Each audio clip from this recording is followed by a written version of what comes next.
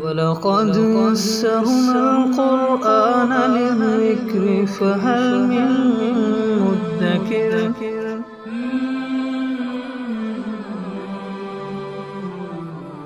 سورہ آل عمران آیت نمبر 185۔ اعوذ باللہ من الشیطان الرجیم، بسم اللہ الرحمن الرحیم۔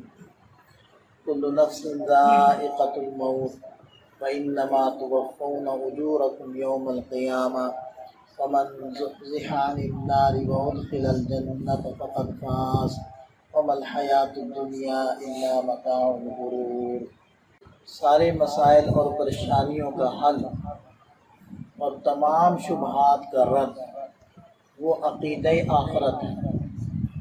یہ جس قدر مضبوط ہوگا اس قدر دنیا کی مصائب کو برداشت کرنا آسان اور ہلکا ہو جائے گا۔ تو جیسے کہ سابقہ آیات میں غزوہ احد کا تذکرہ بھی گزرا ہے، تو اگر اسی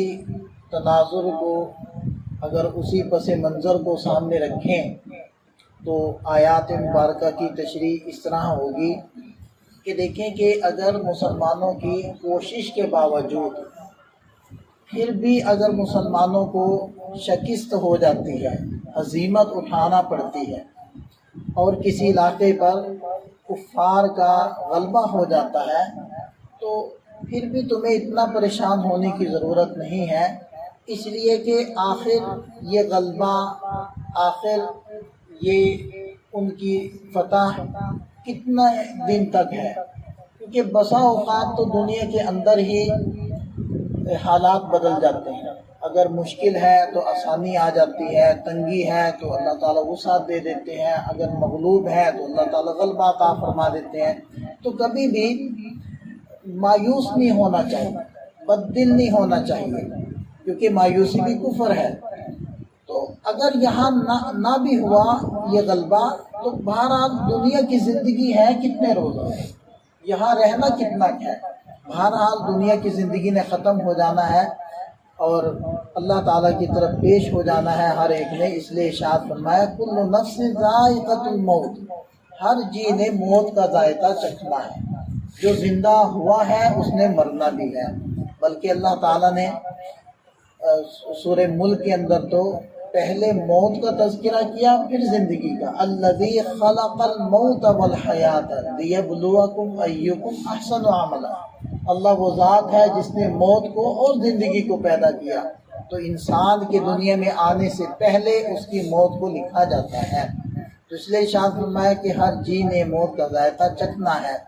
وَإِنَّمَا تُوَفَّوْنَ أُجُورَكُمْ يَوْمَ الْقِيَامَةِ، اور تمہیں قیامت کے دن تمہارے اجر پورے دے دیے جائیں گے، کسی کے اجر میں کوئی کمی نہیں کی جائے گی۔ فَمَنْ زُحْزِحَ عَنِ النَّارِ وَأُدْخِلَ الْجَنَّةَ فَقَدْ فَازَ، لیکن یہ تمہارے ذہن میں رہنا چاہیے کہ دنیا میں رہتے ہوئے کامیابی ہے کیا۔ عام طور پر انسان کی نظر دنیا کے نقشوں، دنیا کی چیزوں کی طرف چلی جاتی ہے اور وہ دنیا کی کمی اور زیادتی کو ہی معیار بنا کر اپنی کامیابی کو پرکھ رہا ہوتا ہے۔ اگر زیادہ دنیا آ گئی تو سمجھتا ہے کہ اللہ تعالیٰ مجھ سے خوش ہے اور میں کامیابی کی طرف بڑھ رہا ہوں، اور اگر دنیا کم آنے لگتی ہے، تنگی ہونے لگ جاتی ہے، تو وہ سمجھتا ہے کہ میں ناکام ہوں۔ عام طور پر ہم اسی سے لوگوں کو بھی پرکھ رہے ہیں اور اپنی زندگی کو بھی اسی انداز کے اندر دیکھ رہے ہوتے ہیں۔ اصل میں یہ کامیابی اور ناکامی کا معیار نہیں ہے۔ دیکھیں، اگر زیادہ روپے پیسے آنا، زیادہ چیزوں کا ملنا اگر یہ کامیابی ہے تو پھر نبی پاک صلی اللہ علیہ وسلم کامیاب نہیں، حضرات صحابہ کرام کامیاب نہیں، کہ جنہوں نے ابتدائی جو دور تھا اسلام کا وہ تو تنگی کا تھا۔ حضرت بلال رضی اللہ عنہ، حضرت ابو ہریرہ رضی اللہ عنہ، ان کی بے ہوشی کے دن تھے بھوک کی وجہ سے، تو کیا وہ حضرات کامیاب نہیں تھے؟ تو یہ معیار نہیں ہے۔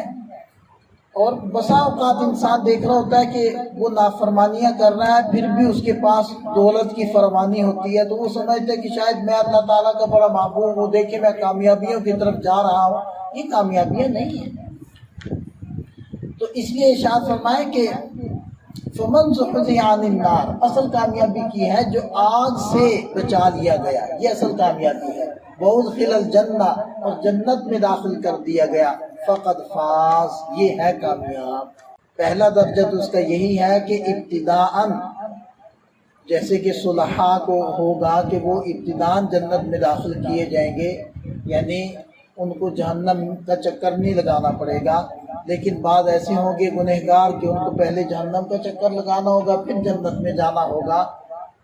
بہرحال اصل ہے جنت میں دخول اولی ہو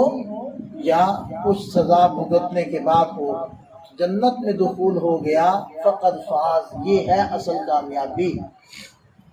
وَمَا الْحَيَاةُ الدُّنْيَا إِلَّا مَتَاعُ الْغُرُورِ، اور دنیا کی زندگی یہ دھوکے کا سامان ہے، لہذا اس کے اوپر کلی اعتماد نہیں کرنا، یعنی دنیا کے ساز و سامان پر اعتماد نہیں کرنا، اور اپنی ساری تگ و دو، اپنے علم کی ساری منتہا، اپنے علم کی منتہا اور اپنی صلاحیتوں کو پورے طریقے سے دنیا کمانے پر نہیں لگانا۔ اصل آخرت ہے، البتہ ضرورت کے پیش نظر دنیا کو کما لینا بھی کوئی حرج نہیں ہے، بلکہ اس کا تو حکم ہے، لیکن اس کو کامیابی کا معیار سمجھنا یہ غلط ہے۔ اگلی آیت کے اندر وہ جو مصائب انسان کو دنیا کے اندر آتے ہیں، جیسے کہ سورہ بقرہ کی آیت میں بھی ہے وَلَنَبْلُوَنَّكُمْ بِشَيْءٍ مِّنَ الْخَوْفِ، ہم ضرور بے ضرور تم لوگوں کو آزمائیں گے، وہی مفہوم اس اگلی آیت مبارکہ کا بھی ہے۔ لَتُبْلَوُنَّ فِي أَمْوَالِكُمْ وَأَنفُسِكُمْ، یقیناً تم سب کو آزمایا جائے گا تمہارے اموال کے بارے میں بھی اور تمہاری جانوں کے بارے میں بھی، یعنی کچھ اموال کم ہوں گے اور نقصانات ہوں گے، اسی طرح کچھ تمہارے پیارے وہ تمہارا ساتھ چھوڑ جائیں گے، یعنی وفات پا جائیں گے، یا غزوات کے اندر، جنگوں کے اندر تمہارے پیارے تم سے بچھڑ جائیں گے، یعنی شہید ہو جائیں گے۔ وَلَا تَسْمَعُنَّ مِنَ الَّذِينَ أُوتُوا الْكِتَابَ مِنْ قَبْلِكُمْ وَمِنَ الَّذِينَ أَشْرَكُوا، اور جو تم سے پہلے اہل کتاب تھے ان سے اور مشرکین سے بھی تمہیں بہت کچھ سننے میں ملے گا، تانے ملیں گے، برا بھلا تمہیں کہا جائے گا، تمہارے خلاف پراپیگنڈے کیے جائیں گے، تمہیں دہشت گرد بھی کہا جائے گا، تمہیں حالات کے بگڑنے کا سبب بھی قرار دیا جائے گا۔ یعنی یہ دیکھیں کہ نبی پاک صلی اللہ علیہ وسلم کو، حضرات صحابہ کرام کو کتنا برا بھلا کہا گیا کہ دیکھو تمہاری وجہ سے گھر گھر کے اندر لڑائیاں شروع ہوگی، باپ بیٹے سے، ماں بیٹی سے لڑ رہی ہے، خاندان ٹوٹ گئے، لوگ ایک دوسرے کو چھوڑ گئے، یہ سب تمہاری وجہ سے ہو رہا ہے، یہ سنا ان حضرات نے۔ اور آج کی دنیا کے اندر بھی دیکھ لیں، جتنی منفی باتیں اسلام اور اہل اسلام کے خلاف کی جاتی ہیں اور جو مثبت پہلو ہیں ان کو چھپا لیا جاتا ہے، اور اس کا اتنا واویلا کیا جاتا ہے منفی پہلوؤں کا کہ ہم مسلمان بھی وہ یہ سمجھنے لگ گئے ہیں کہ شاید پوری دنیا کے اندر ہم ہی برے ہیں، اتنا منفی چیزوں کو پھیلایا گیا ہے۔ اب کچھ عرصہ پہلے دہشت گرد کا اتنا رٹا اور اس کو اتنا دہرایا گیا کہ ہم خود بھی جو داڑھی والے تھے، مدرسے والے تھے، وہ سوچنے لگ گئے تھے یار ہم کوئی دہشت گرد تو نہیں ہوتے،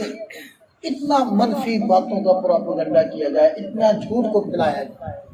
تو اللہ تعالیٰ فرمانے ہیں وَلَا تَسْمَعُنَّ، تم ضرور سنو گے ان ساری باتوں کو، یہ سب کچھ ہوگا۔ حضرت صدیق اکبر رضی اللہ عنہ کے سامنے ایک یہودی نے یہ بات کی، جب اللہ تعالیٰ کی آیت مبارکہ نازل ہوئی نا کہ من ذا الذی یقرض اللہ قرضا حسنا، کون اللہ تعالیٰ کو اچھا قرض دے گا؟